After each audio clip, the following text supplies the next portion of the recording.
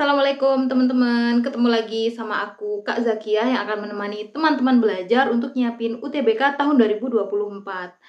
Nah, ini video perdana banget nih, aku bahas soal-soal UTBK untuk subtes PPU ya teman-teman ya, atau pengetahuan dan pemahaman umum. Nah, PPU itu teman-teman adalah tes untuk menguji kemampuan teman-teman di dalam memahami bacaan-bacaan ya. Siapa nih yang udah menantikan video pembahasan PPU? Dan ini adalah soal asli simulasi UTBK tahun 2024 dari Kemendikbud teman-teman. Makanya jangan sampai dilewati ya videonya. Jangan sampai di skip videonya ya. Pokoknya tonton terus sampai tuntas.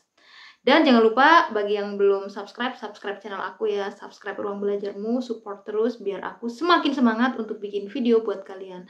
Oke, langsung aja kita bahas soal-soalnya. Halo teman-teman, kali ini aku mau bahas soal simulasi UTBK 2024 dari BP3.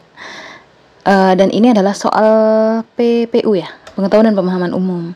Oke, langsung aja kita bahas soal nomor 1 ya. Jadi di sini ada paragraf panjang, kemudian ada nomor-nomornya ya. Kita diminta untuk apabila gagasan pada bacaan tersebut dipisahkan menjadi 2 paragraf yang padu dan utuh, pengelompokan kalimatnya adalah, oke, kita baca soalnya ya. Kacang merah memiliki kandungan gizi yang sangat baik dan menguntungkan bagi kesehatan tubuh manusia jika diolah secara benar. Ini tentang kacang merah. Kacang merah kering merupakan sumber folasin. Folasin adalah zat gizi esensial yang mampu mengurangi resiko kerusakan pada pembuluh darah. Oke.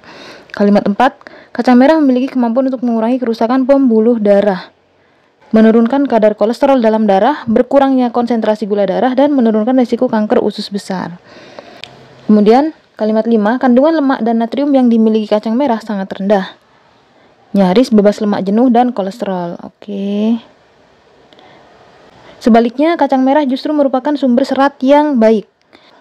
Dalam 100 gram kacang merah kering, dapat menghasilkan 4 gram serat yang terdiri dari serat larut air dan serat yang tidak larut air.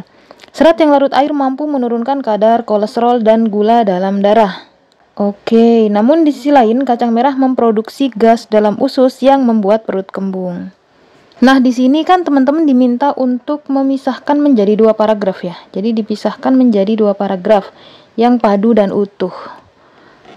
Maka kalau kita kelompokkan, kira-kira kalau dipecah jadi 2 kayak gimana? Nah, teman-teman, paragraf itu kan pasti, paragraf itu adalah gabungan dari berbagai macam kalimat ya kan, membentuk satu paragraf. Nah, di mana satu paragraf itu harus memuat satu satu ide atau satu gagasan ya, yang menjadi pembahasan dari seluruh isi paragraf tersebut gitu loh. Nah, paham ya teman-teman ya. Jadi paragraf itu harus ada satu gagasan, satu paragraf. Paragraf itu memuat satu ide pokok. Ada ide pokok atau kemudian gagasan ya. Gagasan ya utama yang menjadi pembahasan paragraf tersebut gitu loh. Sehingga di sini teman-teman harus tahu nih gimana cara mencari ide pokok dalam paragraf ini tadi. Jadi gimana caranya? Tentu kita harus tahu di mana letak kalimat utama. Karena kalimat utama itu biasanya disitulah kemudian terletak gagasan utama. Nah, kalimat utama itu kan bisa di awal paragraf, bisa di akhir paragraf atau campuran ya. Aku udah pernah bahas mungkin di pembahasan simulasi UTBK 2024 juga untuk subtes yang PU ya, penalaran umum. Nah, kita lihat nih, di teks ini tadi, kalimat utamanya itu kan sangat kelihatan sekali bahwa di sini kita membahas tentang kacang merah, teman-teman. Jadi kacang merah memiliki kandungan gizi yang sangat baik, menguntungkan, dan seterusnya ini jika diolah secara benar. Jadi, ciri-ciri kalimat utama itu pokoknya dia bisa berdiri sendiri, teman-teman. Jadi bisa berdiri sendiri, dan kalau kita baca itu kita langsung paham gitu, paham dari inti kalimat tersebut. Jadi pembaca itu langsung paham tentang inti kalimat gitu loh. Jadi kalau dia berdiri sendiri nggak apa-apa gitu loh teman-teman. Dan biasanya nih sekarang bagaimana kita menemukan si kalimat utama ini tadi, aku udah pernah bahas. Biasanya kalimat utama itu kalau dia di awal paragraf atau di awal paragraf ya, maka nanti di kalimat kedua itu biasanya akan ada kata penunjuk atau pengganti dari apa yang dibahas. Nah, misalkan di sini kita bahas kacang merah. Kacang merah memiliki kandungan gizi dan seterusnya. Di kalimat kedua, kacang merah kering merupakan sumber folasin. Jadi kacang merah ini kan kemudian dijelaskan berikutnya di kalimat kedua, Lebih spesifik lagi, kalau kacang merah kering itu merupakan sumber folasin. Nah, dijelaskan lagi folasin bla bla bla bla bla. Jadi kan dia tadi menguntungkan bagi kesehatan ya. Maka dijelaskan keuntungannya itu apa gitu loh. Dideskripsikan lagi, lebih jelas lagi, lebih detail lagi di kalimat-kalimat berikutnya. Jadi kalimat utama di paragraf pertama itu kita bisa taruh di, atau kita bisa temukan di nomor 1 ya. Kemudian kalau misalkan kita mau pecah nih, berarti pada saat kita pecah paragraf itu, kalimat atau paragraf yang kemudian ingin kita bikin paragraf baru itu juga harus mengandung satu gagasan utama ya, satu gagasan utama yang fokus membahas apa gitu, yang pembahasannya jelas sudah berbeda dari paragraf sebelumnya kayak gitu loh. Atau paragraf itu kan ada banyak jenisnya teman-teman ya. Kadang di atas itu adalah paragraf umum, kemudian nanti di paragraf berikutnya itu kayak menjelaskan lagi atau mendeskripsikan lagi apa yang di atas, apa yang di paragraf sebelumnya kayak gitu. Itu juga boleh kayak gitu. Kadang hubungan paragraf itu adalah sebab akibat dan seterusnya ya. Oke, kita lihat paragraf kalimat 4 ini kacang merah, masih bahas kacang merah ya, mengurangi kerusakan pembuluh darah. Kemudian kemudian di kalimat 5 ini ya teman-teman ya, di kalimat 5 kandungan lemak dan natrium yang dimiliki kacang merah sangat rendah, nyaris. Kemudian di kalimat 6 ada kata sebaliknya. Nah, biasanya kalau ada kata sebaliknya ini kan dia kan adalah kata penghubung atau konjungsi antar kalimat ya. Nah, sebaliknya itu nggak boleh di awal paragraf teman-teman. Jadi dia adalah kata penghubung yang menghubungkan dua kalimat. Ya, karena dia adalah pengontrasan ya. Jadi kontras gitu. Jadi kalau kita baca dari paragraf 5 ini, kalimat 5 ini, kandungan lemak dan natrium yang dimiliki kacang merah sangat rendah, nyaris bebas lemak jenuh dan kolesterol, ya kan kayak gitu ya. Sebaliknya, kacang merah justru merupakan sumber serat yang baik. Karena kandungan lemak dan natriumnya sangat rendah, dia nyaris bebas lemak jenuh dan kolesterol, teman-teman. Sebaliknya dikontraskan oleh kalimat berikutnya, justru merupakan sumber serat yang baik. Nah, kemudian dijelaskan lah. Nah, di sini kemudian ada kalimat-kalimat penjelas dalam 100 gram kacang merah bla bla bla. Ini kan kita bicara serat ya. Serat lagi. Namun kacang merah. Nah, jadi di sini juga ada pengontrasan lagi ya. Namun di sisi lain, kacang merah itu memproduksi gas di dalam usus. Jadi ini kita bisa pecah dari mulai kalimat 5 ini, teman-teman. Itu sudah mulai fokus bahas terkait dengan rincian dari kandungan-kandungan si kacang merah. Ya. Sehingga kalimat utama di paragraf kedua nanti kalau kita pecah menjadi dua paragraf yang padu padan, itu kandungan lemak dan natrium yang dimiliki kacang merah sangat rendah, nyaris bebas lemak jenuh. Jadi ini jawabannya adalah C ya teman-teman ya, 1, 2, 3, 4. Jadi kita pecah menjadi kalimat, paragraf pertama itu terdiri dari kalimat 1, 2, 3, 4, yang kedua 5, 6, 7, 8. Nah, ini masih paragraf yang sama ya teman-teman ya. Di sini yang ditanya adalah, kita langsung baca soalnya kalau sekarang. Kalimat yang tidak logis dalam bacaan tersebut adalah, kalimat tidak logis itu apa sih? Kalimat tidak logis itu adalah kalimat yang maknanya tidak sesuai dengan logika. Jadi, maknanya tidak sesuai ya. Makna tidak sesuai logika. Jadi mengandung kesalahan. Jadi kayak misalkan kalau kita baca memang seolah-olah kita pas kita baca sekilas tuh kita nggak salah paham, tapi setelah kemudian kita dalemi lagi itu kayak, loh ini kayak ada yang kurang tepat nih kayak gitu. Coba ya kita cek di nomor 1, kacang merah memiliki kandungan gizi yang sangat baik, menguntungkan bagi kesehatan. Ini kesehatan tubuh manusia jika diolah secara benar. Itu kita paham-paham aja ya. Kalau dia itu ada kesalahan, itu biasanya kita langsung nggak paham. Teman-teman tahu nggak? Teman-teman sering nggak dengar kalimat kalau misalkan kita ikut itu loh teman-teman, ikut acara-acara terus MC bilang waktu dan tempat kami persilahkan. Nah, itu termasuk kesalahan logika teman-teman. Maksudnya dia tidak logis gitu loh. Waktu dan tempat kami persilahkan itu gimana? Waktu dan tempat yang dipersilahkan atau gimana? Tapi kan secara sekilas seolah-olah kita langsung paham gitu ya. Oh, maksudnya itu waktu dan tempat itu kamu diberi waktu dan tempat. Tapi sebenarnya adalah kalimat-kalimat yang tidak logis dalam bahasa Indonesia gitu loh. Coba ya kita cek lagi di kalimat ketiga. Kalimat ketiga itu, folasin adalah zat gizi esensial yang mampu mengurangi resiko kerusakan pada pembuluh darah. Benar ya, kita ini nggak ada yang salah sih. Jadi dia sesuai, kemudian maknanya itu kita paham, kemudian masuk akal gitu loh. Nggak ada yang salah menurutku. Nomor 5, kandungan lemak dan natrium yang dimiliki kacang merah sangat rendah, nyaris bebas lemak. Ini harusnya Anda ya. Nyaris bebas lemak dan kolesterol, lemak jenuh dan kolesterol. Itu juga baik-baik saja. Oke, nomor 5 udah kita baca nih. Sekarang kita ke kalimat 7. Kalimat 7 mana?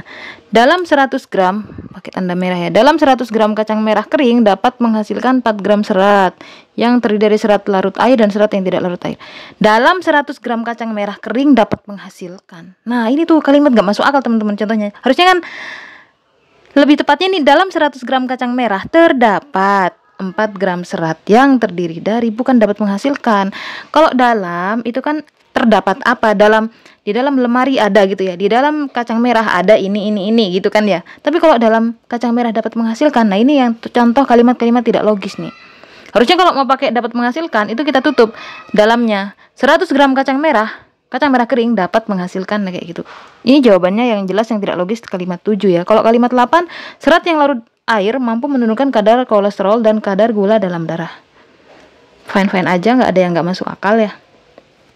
Nah, nomor selanjutnya nih teman-teman yang ditanya apa? Bentuk kean pada kata kesehatan dalam kalimat 1. Oke, kean dalam kata kesehatan di kalimat 1. Kita baca ya. Kita baca. Kacang merah memiliki kandungan gizi yang sangat baik dan menguntungkan bagi kesehatan tubuh. Kesehatan itu kan dia kan berupa apa namanya itu? Berupa sebuah keadaan yang sehat, teman-teman. Jadi ini tuh keadaan ya, salah. Jadi ini adalah, kenapa ini nggak mau? Masya Allah. Nah, keadaan ya, keadaan tubuh yang sehat. Jadi keadaan sesuatu yaitu tubuh gitu loh. Kita cari yang maknanya berarti yang sama dengan keadaan. Kita baca nih, langsung kita eliminasi opsi. Ilmu kelautan berperan penting dalam ilmu kelautan. Jadi kelautan itu kan tentang laut. Jadi dia ilmu. Jadi tentang laut ini. Nah, tentang laut ya, tentang laut. Bukan ya, nggak sama. Penduduk yang mendiami kepulauan itu adalah kumpulan dari pulau-pulau. Jadi ini lebih ke kumpulan gitu. Hampir semua bajunya sudah kekecilan. Kekecilan ini maknanya terlalu ya teman-teman ya, terlalu. Pertemuan rutin bulan ini akan dilaksanakan di kediaman. Kediaman ini adalah tempat tinggal. Jadi lebih ke tempat. Kesejahteraan masyarakat. Nah ini nih, kesejahteraan. Kan dia keadaan sejahtera, jadi ini yang keadaan. Kesejahteraan masyarakat desa itu terlihat dari megahnya rumah penduduknya. Jadi keadaan. Soal nomor 4 teman-teman masih tentang kacang merah. Yang ditanya adalah kata sebaliknya dalam kalimat 6 adalah bla bla bla ide yang ada pada kalimat 5. Tadi sudah aku bahas ya, ini pengontrasan ya. Jadi dia mengontraskan. Mengontraskan itu berarti kan maksud kontras. Kontras itu artinya apa sih teman-teman? Lebih terlihat jelas. Jadi kok dalam kalimat 5 ini dikatakan kandungan lemak dan natrium yang dimiliki kacang merah sangat rendah, nyaris bebas lemak jenuh dan kolesterol. Sebaliknya, kacang merah tuh justru merupakan sumber serat gitu. Itu kan dikontraskan lagi kan. Jadi kandungannya tuh semakin jelas gitu loh. Jadi namanya pengontrasan. Dia tidak menguraikan juga tentang natrium yang sangat rendah itu gitu ya. Tapi dia dikontraskan dengan kandungan apa nih yang memang dia itu banyak yang ada di dalam kacang merah, yaitu sumber serat ternyata. Jadi dia kontras ya. Bukan menegaskan, apalagi di sini ada kata sebaliknya teman-teman. Itu menunjukkan ini adalah pengontrasan dari kalimat sebelumnya ya. Pengontrasan itu salah satunya ciri-cirinya sebaliknya. Jadi bukan juga meluaskan, bukan juga menguraikan, tidak menguraikan kalimat sebelumnya. Misalkan natriumnya diuraikan lagi atau lemak jenuh dan kolesterolnya diuraikan lagi, bukan seperti itu. Bukan juga menjelaskan kayak gitu ya. Jadi ini salah semua. Kecuali pengontrasan. Oke, kita lanjut ya, masih tentang kacang merah. Kita langsung baca soalnya nih. Frasa mengurangi kerusakan pembuluh darah, menurunkan kadar kolesterol dan berkurangnya konsentrasi gula darah, dan menurunkan risiko kanker usus besar pada kalimat 4. Kalimat 4 tuh mana kalimat 4? Oh ini ya. Jadi kacang merah memiliki kemampuan untuk mengurangi, dapat diperbaiki menjadi, oke. Kacang merah memiliki kemampuan untuk mengurangi kerusakan pembuluh darah, menurunkan kadar kolesterol. Oh ini kemampuannya si kacang merah teman-teman. Mengurangi kerusakan pembuluh darah, menurunkan kadar kolesterol dan dalam darah. Harusnya mengurangi konsentrasi gula darah, bukan berkurangnya. Berkurangnya itu kayak dia nggak setara jadinya kalimatnya. Kalau meimean gitu ya, harusnya meimean semuanya kayak mengurangi, menurunkan, itu kan setara. Jadi ada ketidaksetaraan penggunaan kata kerja, kata imbuhan pada kata kerja. Harusnya yang mengurangi konsentrasi gula darah ya. Mengurangi, menurunkan, kita cek yang mengurangi. Nah, ini turunnya salah. Mengurangi, menurunkan, ini nih yang B nih. Kalau ini berkurangnya kerusakan pembuluh darah, berkurangnya ini salah. Oke, mengurangi kerusakan, menurunkan, mengurangi, turunnya. Salah. Mengurangi, menurunkan, berkurangnya salah. Jadi yang benar tuh yang setara penggunaan kalimat yang benar itu adalah yang dia itu setara ya penggunaan kata kerjanya dan imbuhan-imbuhan yang dipakai di dalam kata kerja tersebut. Nah, kita soal nomor 6 nih. Kalimat yang mengandung makna lain dari yang tertulis dalam kalimat. Oke, kita ditanya tentang makna lain. Jadi sebenarnya bukan makna itu gitu loh. Kita lihat ya kalimat 1. Kita langsung eliminasi si opsi. Durian merupakan buah yang sangat disukai sebagian besar masyarakat Indonesia. Gak ada makna lain ya. Ya memang durian, buah, dan seterusnya. Kalimat 2. Raja buah dengan aroma khasnya. Nah, ini kelihatan nih teman-teman. Raja buah itu adalah apakah betul-betul raja buah, raja yang punya mahkota, punya singgasana? Enggak kan? Tapi maknanya dia adalah karena memang dia adalah buah yang ukurannya dia paling besar ya di antara buah-buahan yang lain. Memang dia kan dikatakan raja buah ya, makanya kan bahasa Inggrisnya itu apa teman-teman? Giant fruit ya? Ya nggak sih? Dia raja buah, tapi maksudnya adalah buah yang besar ini gitu ya. Buah yang besar dengan aroma khasnya ini bukan maknanya dia betul-betul raja negara ini, bukan gitu loh. Jadi dia adalah yang dia mengandung makna lain tuh kalimat 2 teman-teman. Kalau kalimat 4 tuh ada di Indonesia perubahan iklim yang terjadi umumnya berdampak pada perubahan cuaca seperti peningkatan suhu harian dan pola curah hujan. Ini semuanya maknanya ya memang itu ya sesuai ya, suhu harian, ada pola, ada curah hujan. Curah itu artinya ya turunnya hujan dari atas ke bawah, nggak ada yang lain. Kalau kalimat 8, musim kering yang berlangsung lebih dari 3 bulan dapat menyebabkan bunga dan buah tanaman durian rontok itu juga dia menggunakan makna sebenarnya. Rontok itu maksudnya gini, dia itu karena rontok tuh teman-teman, nanti coba teman-teman cek ya di KBBI, itu biasanya digunakan untuk menjelaskan keadaan di mana sesuatu yang jatuh banyak berguguran gitu. Jadi kayak durian rontok, buah-buahan yang rontok, dedaunan yang rontok, kemudian rambut yang rontok. Jadi gugurnya banyak gitu loh. Jadi memang dia tidak ada makna lain selain itu. Durian yang dia tuh berguguran. Tanaman durian yang berguguran menyebabkan bunga dan buahnya. Bunga dan buah dari si durian tadi rontok, berguguran. Memang makna sebenarnya sih aman ini. Nomor 10, kedua kondisi tersebut menghambat pertumbuhan durian karena memperlambat masa pembungaan. Aman juga. Nomor 7, kalimat 7 dalam bacaan tersebut akan menjadi bermakna bila dilengkapi dengan kata. Oke, kalimat 7. Oh, ini ada titik-titiknya ya. Peningkatan suhu menjadikan daerah kering. Coba, peningkatan suhu titik-titik menjadikan daerah kering menjadi semakin kering dan daerah basah menjadi semakin basah. Kita cari ada semakinnya nih. Kan kering makin kering, basah semakin basah. Oh, ini enggak ada jelas ini yang ini ya. Dan ini pasti kalau kita baca itu maknanya langsung logis gitu loh. Peningkatan suhu cenderung menjadikan daerah kering menjadi semakin kering dan daerah basah menjadi semakin basah. Jadi teman cari yang dia tuh membuat kalimat itu menjadi padu padan, maknanya logis, nggak aneh kayak gitu ya. Nah, itu jelas jawabannya adalah yang D. Nomor 8 kita baca soalnya. Kata yang memiliki makna lebih sempit dari kata masyarakat. Oke, makna yang lebih sempit dari masyarakat pada kalimat 1. Masyarakat ini kan dia kan maknanya luas ya teman-teman ya. Maksudnya adalah dia adalah kumpulan dari orang-orang. Berarti dia adalah kumpulan dari individu-individu. Kita langsung eliminasi opsi ya. Kalau komunitas itu dia adalah kumpulan dari orang-orang juga. Kan komunitas pecinta komunitas wibu misalkan. Nah, itu kan kumpulan orang-orang yang suka suka manga ya, suka kartun-kartun Jepang ya. Kemudian bangsa juga bahkan bangsa itu adalah kumpulan dari masyarakat yang beragam ras, kemudian beragam warna kulit, dia beragam bahasa. Wah, dia lebih luas lagi. Perserikatan itu juga kumpulan dari orang-orang. Perserikatan itu kayak perkumpulan organisasi, perserikatan organisasi A. Nah, itu kan kadang nyebutnya perserikatan, teman-teman. Jadi dia sama ya, maksudnya ini bukan juga. Publik kan masyarakat bahasa lainnya, publik. Nah, jadi yang lebih sempit dari masyarakat, lebih sempit. Jadi lebih sempit lagi lingkupnya gitu, teman-teman. Jelas saja individu, karena individu itu adalah kalau dia itu berkumpul, berbagai macam individu berkumpul, itu jadinya dia menjadi masyarakat gitu loh. Gampang ya, teman-teman ya. Oke, kita lanjut ke nomor 9. Kata dalam bacaan tersebut yang memiliki makna yang sebenarnya ya. Nah, ini juga harus cek di KBBI, teman-teman ya.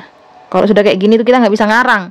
Jadi menurut KBBI, karena itu adalah pedoman kita mengerti tentang bahasa Indonesia, memahami makna kata, penggunaannya dan seterusnya, itu kembali ke kamus besar kita gitu.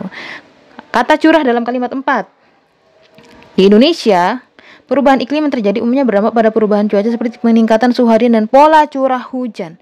Pola curah hujan.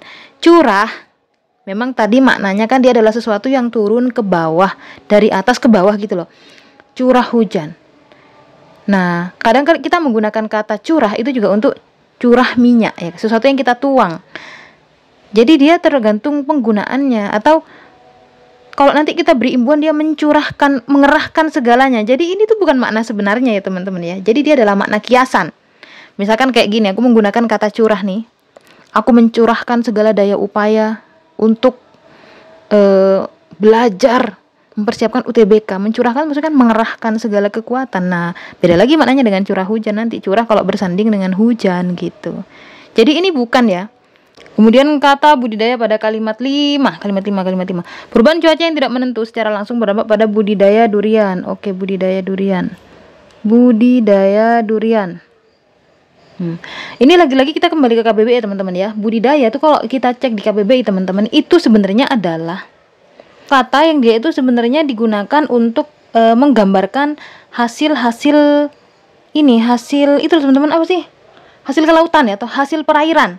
Jadi kayak ikan-ikanan, udang-udangan gitu. Budidaya itu ke sana. Jadi kan kalau maknanya KBBI kan dia adalah usaha yang dia bisa menghasilkan suatu hasil yang besar gitu lah ya. Jadi usaha yang sangat bermanfaat gitu loh, untuk bisa menghasilkan suatu hasil yang besar kayak gitu. Nah, jadi dia lebih kepada penggunaannya itu untuk hasil kelautan teman-teman, hasil perairan ya. Kayak budidaya itu kan ada macam-macam. Jadi teman-teman kalau kita cek kata pembudidayaan itu nanti ada beberapa jenisnya teman-teman, kayak di KBBI. Nah, jadi kalau misalkan nanti kita ingin membudidayakan ikan ya, jadi ada macamnya. Jadi ada yang dia tuh dengan pencampuran, ada yang dia tuh dalam wadah gitu ya. Jadi istilah-istilahnya itu kepada hasil perikanan gitu loh, bukan kepada buah-buahan. Jadi ini juga mengandung makna yang tidak sebenarnya, bukan dalam artian budidaya durian itu budidaya hasil laut, bukan ya. Jadi dia mengandung makna yang tidak sebenarnya, karena makna sebenarnya dari budidaya itu ke arahnya ke ikan, ke udang-udangan, atau enggak nanti kepada si kerang-kerangan gitu ya. Jadi nanti ada namanya pembudidayaan itu secara digantung, yaitu dia itu organisme kayak kerang itu ditempel-tempelin ke tali, nanti kemudian dia talinya dicelupin ke air kayak gitu. Jadi ini juga menggunakan makna konotatif teman-teman. Oh ya tadi aku salah ya, kok tak centang, ini salah.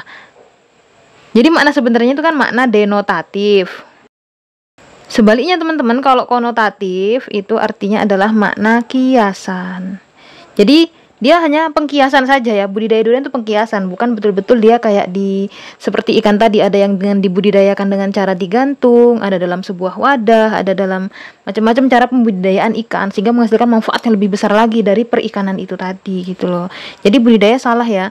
Kemudian kata naungan dan terik ya, sama-sama di kalimat 6 nih. Kalimat 6 mana?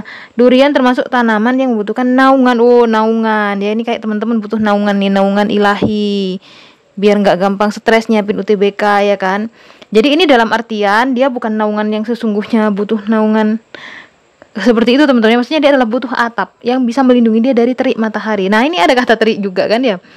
Jadi ini maksudnya butuh atap, butuh perlindungan, dia butuh rumah ya. Jadi emang iya durian butuh naungan, yang butuh naungan itu kita gitu loh, manusia. Oke. Jadi sebenarnya naungan itu juga dia adalah makna kiasan ya. Dia butuh ditanam dulu di dalam sebuah kondisi yang dia itu jauh dari terik matahari, jauh dari panas matahari teman-teman. Jadi dia, karena katanya di sini kan dia tidak tahan terik matahari. Oke, sekarang kata terik.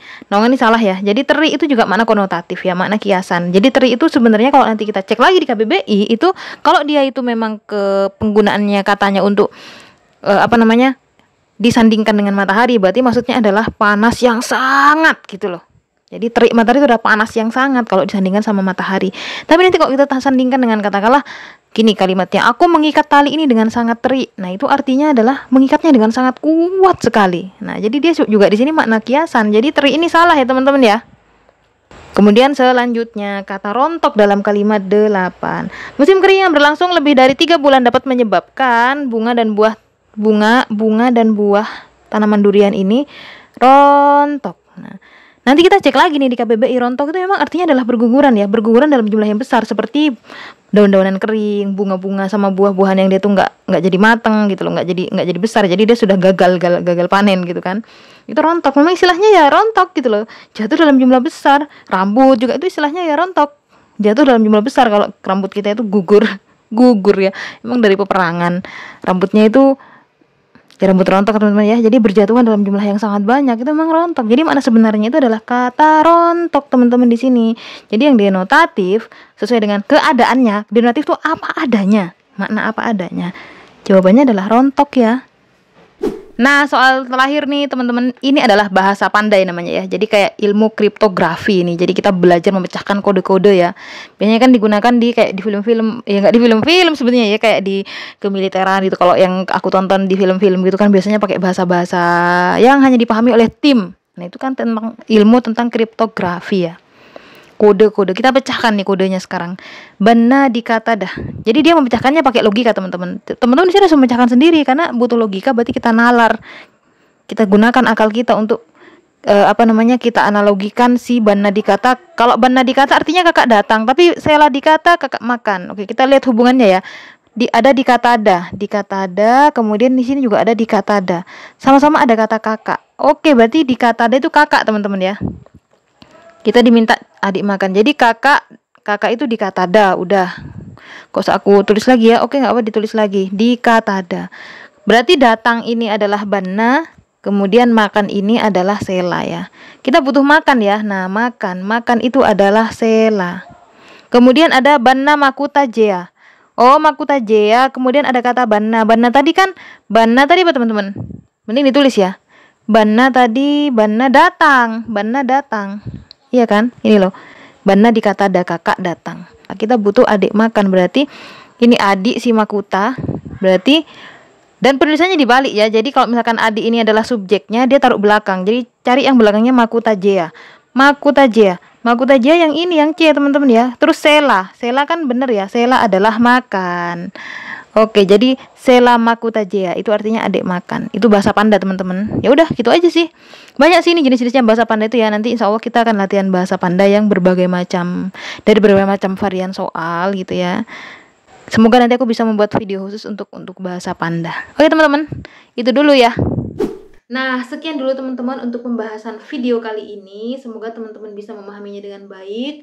Dan teman-teman juga semakin semangat untuk nyiapin UTBK tahun 2024 teman-teman. Jangan sampai patah semangat ya, jangan sampai loyo atau tiba-tiba jadi gak semangat nih di tengah jalan. Aduh kok susah ya dan lain sebagainya. Nah, jangan menyerah ya teman-teman ya.